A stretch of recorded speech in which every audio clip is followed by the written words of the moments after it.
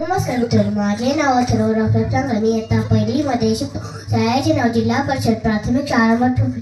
आज शिक्षक आणि मित्रांनो, प्रजासत्ताक दिनानिमित्त आपण सर्वांना शुभेच्छा. आपल्या स्वातंत्र्य सैनिकांनी आपलं उज्ज्वल भविष्यासाठी लढलेले आपले संविधान आपल्या समता व न्यायाचं प्रतीक आहे. चला तर आपण सर्वजण देशभक्तीची भावना देशासाठी जागरूक कार्य करूया. जय हिंद, जय भारत. मी आता पहिलीमध्ये शिकते. शाळेचे नाव जिल्हा परिषद प्राथमिक मठपिंपरी. मराठी भाषा ही महाराष्ट्राच्या संस्कृतीचा आत्मा. तुकारामाच्या भंगापासून ते पु ल देशपांडे यांच्या विनोदी लेखनापर्यंत मराठी साहित्याने माझ्याला शिकवण दिली आहे. आणि उत्सव नाटक गाण्यातून मराठीची संस्कृती श्रीमंती दिसते. मात्र आजच्या पिढीला या संपत्तीची ओळख करून देणे आपलेच कर्तव्य आहे. धन्यवाद. इस्लामी यात रंगीला ज्यामुळे तुझी शान आहे, हा तिरंगाने मेला हो देव जोपर्यंत तुझा प्राण आहे. नमस्कार मित्रांनो, माझे नाव प्रांजल मनोहर आहे.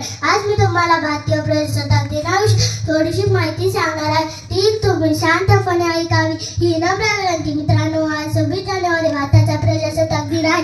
आपल्या देशाला 15 ऑगस्ट 1947 रोजी स्वातंत्र्य मिळाले, परंतु त्यावेळेस आपल्याकडे स्वतःचे स्वातंत्र्य म्हणून डॉक्टर बाबासाहेब आंबेडकर यांच्या अध्यक्षतेखाली दिनांक 26 नोव्हेंबर 1947 रोजी 1950 रोजी संविधानाची अंमलबजावणी करण्यात आली. आपले राष्ट्र सार्वभौम प्रजासत्ताक राष्ट्र बनला.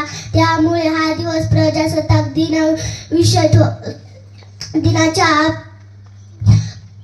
दिनाविषयी थोडीशी प्रजासत्ताक दिन म्हणून संपूर्ण देशात मोठ्या उत्साहाने आनंदाने साजरा केला जातो. शेवटी आपल्या प्रजासत्ताक दिनाच्या कोटी कोटी शुभेच्छा देऊन माझे भाषण. जय हिंद, जय भारत. धन्यवाद. सर्वांना नमस्कार. माझे नाव कृष्ण अरुण ओसपे. इयत्ता पहिली. आज 26 जानेवारी आपण भारताचा प्रजासत्ताक दिन साजरा करत आहोत. 26 जानेवारी 1950 रोजी आपल्या देशात संविधान लागू झाले. हा दिवस आपल्याला देशातील शूरवीरांची आठवण करून देतो. मला माझ्या देशाचा अभिमान आहे. सर्वांना प्रजासत्ताक दिनाच्या खूप खूप शुभेच्छा. धन्यवाद. जय हिंद, जय भारत. अनेक थोर शूरवीरांनी आपल्या कार्यातून, आपल्या बलिदानातून आपल्या देशाला महान बनवले आहे. मला माझ्या भारत देशाचा अभिमान आहे. म्हणून मी अभिमानाने म्हणतो, मी भारतीय आहे. जय हिंद, जय भारत. नमस्कार. माझे नाव श्रुतिका चक्रधर सुपे. मी आता पहिलीमध्ये शिकते. माझ्या शाळेचे नाव जिल्हा परिषद प्राथमिक शाळा मठपिंपरी. आज 26 जानेवारी आहे आणि आपण प्रजासत्ताक दिन म्हणून साजरा करीत आहोत. सर्वप्रथम सर्वांना प्रजासत्ताक दिनाच्या खूप खूप शुभेच्छा. प्रजासत्ताक दिन हा भारताचा राष्ट्रीय सण. 26 जानेवारी 1949 रोजी आपल्या भारतात संविधान लागू झाले. डॉक्टर बाबासाहेब आंबेडकर यांना भारतीय शिल्पकार मानले जाते. भारतीय संविधान हे जगातील सर्वात मोठे देखील आहे. धन्यवाद. जय हिंद, जय भारत. नमस्कार. माझे नाव तनुजा महेश बोरकर आहे. इयत्ता दुसरी. शाळेचे नाव जिल्हा परिषद प्राथमिक शाळा मठपिंपरी. आज 26 जानेवारी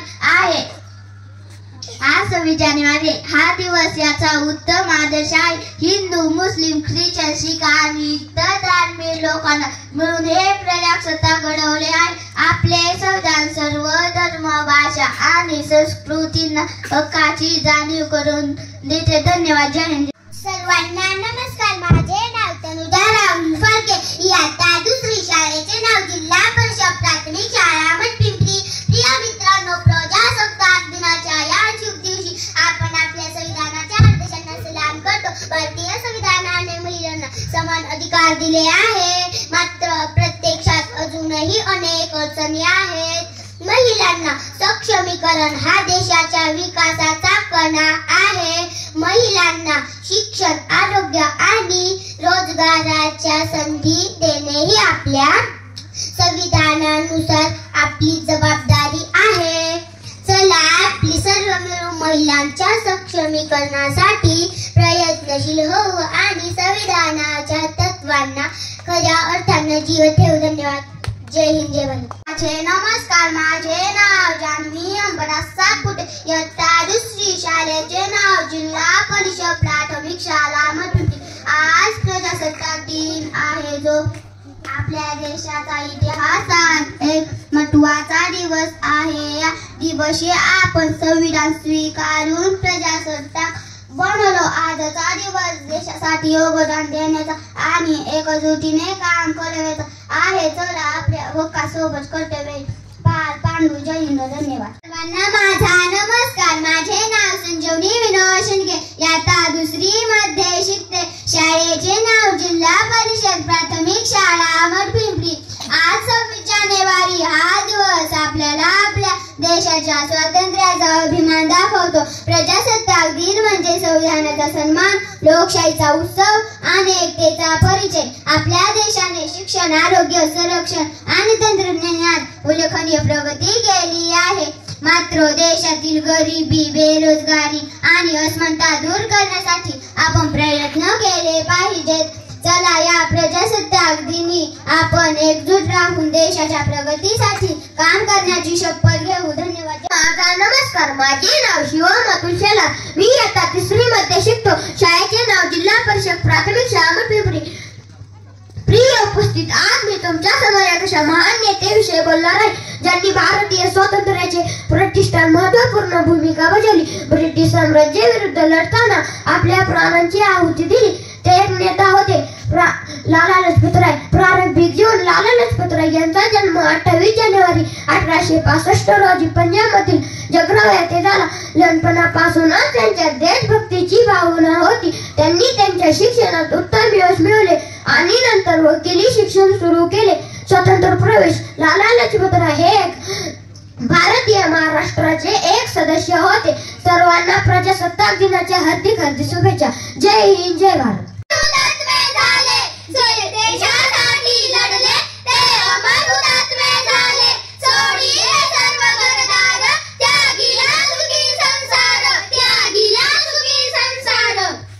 सर्वांना माझे नमस्कार. माझे नाव निलेश परसराम फाळके. इयत्ता 3री. शाळेचे नाव जिल्हा परिषद प्राथमिक शाळा मठपिंपरी. 13 देशाचे रक्षण करणारे वीर सामान्य उपस्थित. आज प्रजासत्ताक दिन म्हणून आपण साजरा करत आहोत. आपण आपल्या सैनिकांच्या सेवेसाठी अर्पण करत आहोत. आपण आपल्या जबाबदारी ओळखून घ्या. धन्यवाद. माझे नाव विशाल रामदास बोरकर. इयत्ता 3री. शाळेचे नाव जिल्हा परिषद प्राथमिक शाळा मठपिंपरी. माझ्या प्रिय मित्रांनो, प्रजासत्ताक दिनाच्या हार्दिक शुभेच्छा. 26 जानेवारी हा दिवस आपल्या संविधानाचा गौरव करणार आहे. आज आपण आपल्या स्वातंत्र्य सैनिकांना वंदन करून त्यांचे आदर्श आपल्या जीवनात उतरवण्याचा प्रयत्न करूया. चला वाटला प्रगत देश बनवूया. धन्यवाद. जय जय भारत. माझे नाव स्वराज योगेश नसुपे. इयत्ता 3री. शाळेचे नाव जिल्हा परिषद प्राथमिक शाळा मठपिंपरी. आजचा 26 जानेवारीचा दिवस आपल्यासाठी प्रेरणादायक आहे. देशाला पुढे नेण्यासाठी तरुणांचा सहभाग महत्त्वाचा आहे. तरुणांनी देशाच्या प्रगतीसाठी योगदान देणे ही आपली जबाबदारी आहे. चला या प्रजासत्ताक दिनी आपण सकारात्मक बदल घडविण्याचे वचन देऊ. धन्यवाद. मैत्रिणींनो, सर्वांना माझा नमस्कार. माझे नाव वेदिका विनोद बोरकर. मी इयत्ता 3री मध्ये शिकते. शाळेचे नाव जिल्हा परिषद प्राथमिक शाळा मठपिंपरी. आज आपण एका अशा क्रांतिकारकाविषयी चर्चा करणार आहोत ज्यांनी आपल्या आयुष्याचे सर्वस्व देशासाठी अर्पण केले. त्यांचे नाव आहे भगतसिंग. एक असे नाव जे भारतीय स्वातंत्र्य लढण्यात बलिदानाचे प्रतीक आहे. प्रारंभिक जीवन. भगतसिंग यांचा जन्म 28 सप्टेंबर 1907 रोजी पंजाब मधील सध्याचे बांगा गावात झाला. त्यांचे कुटुंब देशभक्त होते. त्यांच्या वडिलांनी करसराव सिंग यांसारख्या नेत्यांनी त्यांच्यावर मोठा प्रभाव पाडला. जलियांवाला बाग हत्याकांडाने त्यांच्यावर मोठा प्रभाव पाडला. भगतसिंग लहान वयातच ब्रिटिश अधिकाऱ्यांविरुद्ध उभे राहिले, जेथे ते पंजाब नॅशनल ते शिक्षण घेतले. भगतसिंग लहान वयातच क्रांतिकारकांच्या विचारसरणीकडे आले. एवढे बोलून मी माझे 2 शब्द संपवते. जय हिंद, जय भारत. माझे नाव श्रावण लवकळकर. इयत्ता 3री. शाळेचे नाव जिल्हा परिषद प्राथमिक शाळा मठपिंपरी. प्रिय उपस्थित, आज मी अशा एका व्यक्तीविषयी बोलणार आहे ज्यांनी भारतीय स्वातंत्र्य लढत नवा जो मांडला. त्यांच्या निर्गुणामुळे त्यांना नेताजी म्हटले जाते. ते म्हणजे सुभाषचंद्र बोस. प्रारंभिक जीवन. सुभाषचंद्र बोस यांचा जन्म 23 जानेवारी 1897 रोजी उर्स्यामधील कटक येथे झाला. त्यांच्या वडिलांचे नाव जानकीनाथ बोस होते आणि त्यांच्या आईचे नाव प्रभावदेव. लहानपणापासून बोस त्यांच्यावर देशभक्तीचे संस्कार झाले. त्यांनी कोलकात्यातील फ्रेंसिस कॉलेजमधून शिक्षण घेतले. पण स्वातंत्र्याच्या इच्छेने प्रेरित होऊन त्यांनी देशासाठी काहीतरी करायचा संकल्प केला. सुभाषचंद्र बोस यांनी इंग्लंडमध्ये जाऊन भारतीय नागरिक सेवा परंतु ब्रिटिश सरकारखाली नोकरी करणे त्यांना मान्य नव्हते. त्यांनी नोकरी सोडून देशप्रेमासाठी काहीतरी करायचा संकल्प केला. सर्वांना प्रजासत्ताक दिनाच्या हार्दिक शुभेच्छा. धन्यवाद. जय जय भारत. नमस्कार, माझे नाव प्रांजल भाऊसाहेब गारकर, इयत्ता 3री. मी आज तुम्हाला एक अशा क्रांतिकारकाविषयी सांगणार आहे ज्याने आपले धैर्य, निष्ठा आणि पराक्रमाने भारतीय स्वातंत्र्य लढ्यात एक मोलाचे योगदान दिले. त्यांचे नाव आहे चंद्रशेखर आझाद. प्रारंभिक जीवन. चंद्रशेखर आझाद यांचा जन्म 23 जुलै 1906 रोजी मध्य प्रदेशातील भाबर या गावात झाला. त्यांच्या वडिलांचे नाव पंडित सीताराम तिवारी आणि आईचे नाव जगरानी देवी होते. लहानपणापासून आझाद यांना अन्यायाविरुद्ध उभे राहण्याची प्रेरणा मिळाली. त्यांच्या देशभक्त आईने त्यांच्यावर भारतीय संस्कार केला. त्यांना शालेय ब्रिटिशांच्या अन्यायाची जाणीव झाली. एक दिवस शाळेतील शिक्षकांनी त्यांना गोळी घालण्याची धमकी दिली. तेव्हा चंद्रशेखर आझाद यांना स्वातंत्र्य मार्गावर जाण्याची ठाम इच्छा निर्माण झाली. स्वातंत्र्य लढ्यात प्रवेश. चंद्रशेखर आझाद हे लहान वयातच स्वातंत्र्य लढ्यात सामील झाले. तेव्हा त्यांचं वय फक्त 15 वर्ष होते. ब्रिटिश पोलिसांनी त्यांना पकडले आणि न्यायालयाला शिक्षा सुनावली. त्यावेळी त्यांनी स्वतःला आझाद स्वातंत्र्य म्हणून ओळख दिली. त्या घटनेनंतर ते चंद्रशेखर आझाद म्हणून ओळखले जाऊ लागले. काकोरी कंठ 1950 साली रेल्वे तिजोरी लुटण्याच्या नेतृत्व केली. क्रांतिकारक संघर्षी संबंध. गांधीजींच्या चालीत अनेक नावे आहेत जसे भगतसिंग, सुखदेव आणि राजगुरू सारख्या नैतिक नैसर्गिक आझाद हे असे व्यक्ती होते. त्यांनी स्वातंत्र्य मार्गावर जाण्यासाठी प्रत्येक प्रकारचे बलिदान दिले. त्यांचे जीवन आणि संघर्ष आजही एक अमूल्य भाग आहे. धन्यवाद. नमस्कार, माझे नाव गौरी शरद बोरकर आहे. इयत्ता 3री मध्ये शिकते. शाळेचे नाव जिल्हा परिषद प्राथमिक शाळा पिंपरी. 26 जानेवारी हा दिवस आपल्यासाठी विशेष महत्वाचा आहे. 1949 साली आपले संविधान तयार झाले आणि 1950 पासून ते अंमलात आले. भारतीय संविधान हे जगातल्या मोठ्या लोकशाहीचा पाय आहे. आपले संविधान आपल्याला स्वातंत्र्य, समानता, बंधुता याचे अधिकार दिले, पण याबरोबर आपली ही काही कर्तव्ये आहेत. शिक्षणाचा प्रचार, पर्यावरणाचे रक्षण आणि गरजूंना मदत करणे ही आपले कर्तव्याचे काय उदाहरणे आहेत. आपण संविधानाचे पालन करून देशाचे खरे नागरिक होऊ शकतो. चला या प्रजासत्ताक दिनी दिवशी आपण संविधानाचे आदर करण्याची प्रतिज्ञा घेऊ. जय हिंद, जय महाराष्ट्र. धन्यवाद. नमस्कार, माझे नाव प्रणव नितीन बोरकर. शाळेचे नाव जिल्हा परिषद प्राथमिक शाळा. मी इयत्ता 4थी मध्ये शिकतो. प्रिय उपस्थित, आज मी तुमच्याशी एक अशा क्रांतिकारी व्यक्तिमत्वाबद्दल बोलणार आहे ज्याच्या समर्पणाने ब्रिटिश साम्राज्याला धक्का दिला आणि जो एक अज्ञात नायक म्हणून कायमचा ठरला. तो क्रांतिकारी होता उधम सिंग. उधम सिंग यांचा जन्म 26 डिसेंबर 1899 रोजी पंजाबच्या संगरूर जिल्ह्यात झाला. त्यांचे बालपण अत्यंत कष्टप्रद होते. त्यांच्या वडिलांचा मृत्यू लहान वयात झाला. त्यानंतर उधम सिंग यांना मुली आणि कुटुंबाच्या पालनाची जबाबदारी आली. त्यामुळेच त्यांच्या संघर्ष करण्याची भावना निर्माण झाली. उधम सिंग यांचे जीवन खूप प्रेरणादायक आहे. 1919 मध्ये जनरल डायरच्या आदेशाने जालियनवाला बाग मध्ये 379 निष्पाप भारतीय नागरिकांचा थंड हत्याकांड करण्यात आला. त्यात डायरचाही मृत्यू झाला. नंतर त्यांना ब्रिटिश सरकारने पकडले आणि फाशीची शिक्षा सुनावली. उधम सिंग यांचे बलिदान भारतीय स्वातंत्र्य लढण्यात अमूल्य ठरला. उधम सिंग कधीही विसरता येणार नाही. ते खरेच एक नायक होते. ज्याचे बलिदान भारतीय स्वातंत्र्य लढण्यात अनमोल आहे. जय हिंद, जय भारत. धन्यवाद. आज आपण 26 जानेवारी प्रजासत्ताक दिनानिमित्त एकत्र आलो आहोत. हा दिवस आपल्याला संविधानाची आणि आपल्या हक्काची जाणीव करून देतो. देशासाठी प्रत्येक नागरिक आपली जबाबदारी ओळखून योगदान द्यायला हवं. चला एकजुटीने संदेश देऊ. जय हिंद. नमस्कार, माझे नाव प्रियंका योगेश सिंग. मी इयत्ता 4थी मध्ये शिकते. शाळेचे नाव जिल्हा परिषद प्राथमिक शाळा पिंपरी.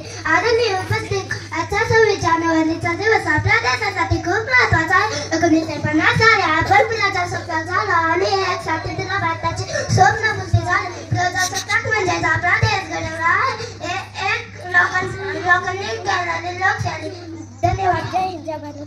माझा नमस्कार, माझे नाव सृष्टी विनोद शेंडगे. इयत्ता 4थी मध्ये शिकते.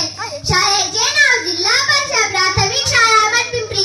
आज 26 जानेवारी आपण भारताचा प्रजासत्ताक दिन साजरा करत आहोत. प्रथम सर्वांना प्रजासत्ताक दिनाच्या हार्दिक शुभेच्छा. जय हिंद, जय भारत. धन्यवाद. माझे नाव देवेंद्र किरण काळके. मी इयत्ता 4थी मध्ये शिकतो. आज मी तुम्हाला एका अशा नेत्याबद्दल बोलणार आहे की ज्याने भारतीय स्वातंत्र्य लढ्यात अत्यंत महत्वाची कामगिरी केली. त्यांनी आपले कार्य सिद्ध केले आणि स्वातंत्र्य संग्रामाच्या प्रारंभिक टप्प्यात एक मोठे योगदान दिले. ते नेता होते सुरेंद्रनाथ बॅनर्जी. सुरेंद्रनाथ बॅनर्जी यांचा जन्म 10 नोव्हेंबर 1848 रोजी बंगालमधील कलकत्ता येथे झाला. ते एका उच्चभ्रू कुटुंबातील होते, त्यामुळे त्यांना चांगले शिक्षण मिळाले. सुरेंद्रनाथ बॅनर्जी यांनी पहिल्या सत्रात ठोस भूमिका घेतली. सुरेंद्रनाथ बॅनर्जी यांनी भारतीय स्वातंत्र्यासाठी अनेक आंदोलन केले. धन्यवाद. जय हिंद, जय भारत. नमस्कार, माझे नाव श्रेया संदीप कळमकर. इयत्ता 4थी. शाळेचे नाव जिल्हा परिषद प्राथमिक शाळा मठपिंपरी. आज 26 जानेवारी प्रजासत्ताक दिन मोठ्या उत्साहाने साजरा करीत आहे. 1949 साली आपला देश प्रजासत्ताक झाला. याचा अर्थ संविधान प्राप्त झाले. हे संविधान आपले हक्कांचे रक्षण करते आणि कर्तव्याची जाणीव देते. आपले संविधान केवळ कायद्याचा एक संच नाही तर विविधतेतून प्राप्त झाले. सर्व धर्म, जात, लिंग आणि भाषणामधील लोकांना ही खरी ओळख. धन्यवाद. नमस्कार, माझे नाव प्राची कळमकर. मी आता 4थी मध्ये शिकते. शाळेचे नाव जिल्हा परिषद प्राथमिक शाळा. मी आज तुमच्या समोर एक महत्त्वपूर्ण नेत्याविषयी बोलणार आहे, ज्यांनी स्वातंत्र्य लढ्यात खूप मोठे योगदान दिले. ते युक्तिवादी होते. पंडित जवाहरलाल नेहरू. पंडित नेहरू यांचा जन्म 14 नोव्हेंबर 1889 रोजी इलाहाबाद मध्ये झाला. त्यांचे वडील पंडित मोतीलाल नेहरू हे एक प्रसिद्ध वकील होते आणि आई स्वरूप राणी यांनी त्यांना शालेय जीवनाचे संस्कार दिले. नेहरूंना इंग्रजी शिक्षण घेत असताना भारतीय संस्कृती धर्माशी जोडले गेले. नेहरूंना स्वातंत्र्य भारताच्या दृष्टिकोनात महत्त्वपूर्ण भूमिका बजावली. धन्यवाद. जय हिंद, जय भारत. माझे नाव रुद्रा अरुण नवसुपे. मी इयत्ता 4थी मध्ये शिकते. शाळेचे नाव जिल्हा परिषद प्राथमिक शाळा मठपिंपरी.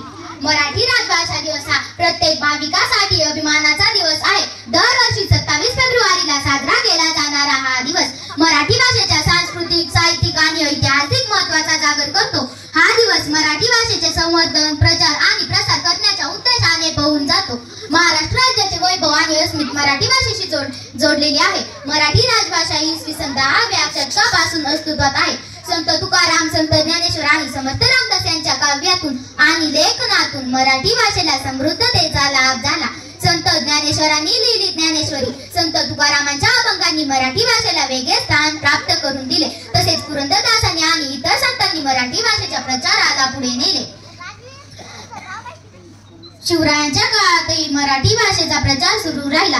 त्यानंतर प्रशासनात आणि न्यायालयाचा उपयोग करून एक आदर्श निर्माण केला. पेशव्यांच्या काळातही मराठी भाषेचा प्रचार सुरू राहिला. मराठीने अनेक सांस्कृतिक, साहित्यिक चळवळींना प्रेरणा दिली आहे. मराठी राजभाषा दिन साजरा करण्याचे मुख्य उद्देश मराठी राजभाषेचा सन्मान वाढविणे आणि तिचे महत्त्व एका नव्या पिढीपर्यंत पोहोचविणे आणि तिचे संवर्धन वाढविणे हा आहे. महाराष्ट्र सरकारने मराठीला राजभाषेचा दर्जा दिला आहे. त्यानंतर ग्लोबलायझेशनच्या युगात मराठी भाषेचा वापर कमी होत असल्याचे दिसते. मराठी भाषेचा वापर कमी होत असल्याचे दिसते. मराठी राजभाषा दिन आपल्याला आपल्या भाषेचे महत्त्व पटवून देतो. सरकारने देखील मराठी भाषेसाठी अनेक प्रयत्न केले आहेत. शासकीय कार्यालयामध्ये मराठीचा वापर अनिवार्य करण्याचा निर्णय, तसेच मराठी साहित्यिक परंपरेला प्रोत्साहन देण्यासाठी विविध योजना राबविल्या गेल्या आहेत. परंतु प्रत्येक नागरिकाला आपापल्या स्तरावरती जतन करण्यासाठी प्रयत्न करणे गरजेचे आहे. आपल्या स्थानिक परंपरा, सण आणि साहित्यातून मराठी भाषेला तिचा सन्मान वाढवून देते आणि म्हणूनच चला आपण सर्व मिळून मराठी भाषेला तिचं खरं स्वरूप देऊया. जय महाराष्ट्र, जय मराठी भाषा. माझे नाव अनन्या राहुल काके. इयत्ता 4थी. शाळेचे नाव जिल्हा परिषद प्राथमिक शाळा मठपिंपरी. आज 26 जानेवारी आपण भारताचा प्रजासत्ताक दिन म्हणून साजरा करीत आहोत. 26 जानेवारी 1950 रोजी आपल्या भारतात संविधान लागू झाले. हा दिवस आपल्याला शूरवीरांची आठवण करून देतो. मला माझ्या देशाचा अभिमान आहे. सर्वांना प्रजासत्ताक दिनाच्या खूप खूप शुभेच्छा. धन्यवाद. माझे नाव गौरी बाळकृष्ण बोरकर. इयत्ता 4थी मध्ये शिकते. शाळेचे नाव जिल्हा परिषद प्राथमिक शाळा मठपिंपरी. प्रिय उपस्थितांत, मी एक अशा विद्यार्थ्यांचे जीवन समजावून सांगणार आहे ज्याचे बलिदान आणि सावध भारतीय स्वातंत्र्याचा इतिहास सदैव लक्षात राहील. तो होता सुखदेव दापर प्रांतची वंशुले यांचा जन्म 15 मे 1907 रोजी पंजाबच्या ललितपूर जिल्ह्यात झाला. त्यांचे कुटुंब एक साधे कुटुंब होते आणि त्यांना लहानपणापासून देशप्रेम आणि स्वातंत्र्याची जाणीव झाली होती आणि त्यांच्या कुटुंबाने त्यांना एक चांगले शिक्षण दिले, परंतु त्यांच्या मनात सतत स्वातंत्र्याच्या विचारांनी स्थान घेतले होते. धन्यवाद. जय हिंद, जय भारत. ज्ञानेश्वरी परसराम शिंदे. इयत्ता 4थी. शाळेचे नाव जिल्हा परिषद प्राथमिक शाळा मठपिंपरी. आज आपण अशा महान नेत्याविषयी बोलणार आहोत ज्यांनी स्वराज्य हा माझा जन्मसिद्ध हक्क आहे आणि तो मी मिळवणारच ही घोषणा करून स्वातंत्र्य लढ्यास नवा जोम दिला ते म्हणजे लोकमान्य बाळ गंगाधर टिळक यांचा जन्म 23 जुलै 1856 रोजी रत्नागिरी जिल्ह्यात झाला. त्यांचे वडील गंगाधर टिळक हे शिक्षक होते. टिळकांनी डेक्कन कॉलेजमधून पदवी प्राप्त केली आणि नंतर कायद्याचे शिक्षण पूर्ण केले. टिळक हे एक प्रभावी पत्रकार, लेखक आणि वक्ते होते. त्यांनी केसरी आणि मराठा हे वर्तमानपत्रे सुरू केली ज्यातून त्यांनी ब्रिटिश सरकाराच्या अन्यायकारक धोरणांविरुद्ध आवाज उठवला. टिळकांनी स्वराज्य ही संकल्पना रुजवली. याचे मत होते की ब्रिटिश सरकारकडे याचना करण्याऐवजी आपल्याला स्वराज्याचा आग्रह करायला हवा. त्यांनी लखनौमध्ये भारतीय राष्ट्रीय काँग्रेसच्या सभांमध्ये प्रमुख भूमिका निभावली. टिळकांनी गणेशोत्सव आणि शिवजयंती सारख्या अनेक सार्वजनिक कार्यक्रमाद्वारे जनतेमध्ये राष्ट्रीय एकता निर्माण केली. ते म्हणजे भारतीय तंत्रज्ञान आणि कर्मयोगावर आधारित आहे. टिळकांचे जीवन संघर्ष स्वातंत्र्यासाठी संघर्ष आणि समाज सुधारण्याचे प्रतीक आहे. त्यांच्या विचारांनी संपूर्ण देशाला प्रेरणा दिली. बाळ गंगाधर टिळक यांचे योगदान भारतीय स्वातंत्र्यात महत्त्वाचे आहे. त्यांच्या स्वराज्याच्या संकल्पनेने आपल्या स्वराज्याची पायाभरणी केली. धन्यवाद. जय भारत. सर्वांनी ज्यांनी भारत देश घडवला.